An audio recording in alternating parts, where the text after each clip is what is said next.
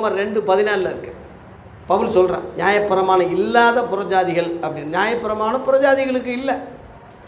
அந்த பிரமாணத்தை அவங்க உள்ளத்திலே வச்சுருக்காரு. சிலர் சொல்கிறாங்க, அப்போனா விபச்சாரம் பண்ணலாமா? புறஜாதிகளுக்கு இல்லைன்னா அப்போ விபச்சாரம் பண்ணலாமா? பொய் சொல்லலாமா? களவு செய்யலாமா? கொலை செய்யலாமா? அப்போ அவங்க அது இருதயத்திலே வச்சுருக்காருன்னு ரோமர் 2 இருக்குது. இப்போ இந்துக்கள்லாம் நீங்கள் விசாரிங்க, விபச்சாரம் பண்ணுறது நல்லதாண்ணா? நல்லதுன்னு சொல்லுவாங்களே யாராவது? கொலை செய்கிறது நல்லதாப்பா? இல்லை, செய்யக்கூடாது. பொய் சொல்லலாமா? சொல்லக்கூடாது. அன்னையும் பிதாவும் முன்னேறி தெய்வம். பிறர் பொருளை அபகரிக்கக்கூடாது. ரொம்ப அருமையாக சித்தர்கள் பாடியிருக்காங்க, தமிழர்கள் சொல்லியிருக்காங்க. இந்துக்களில் ரொம்ப அருமையான ஒரு இதெல்லாம் இருக்க. அது எப்படி தெரியும்?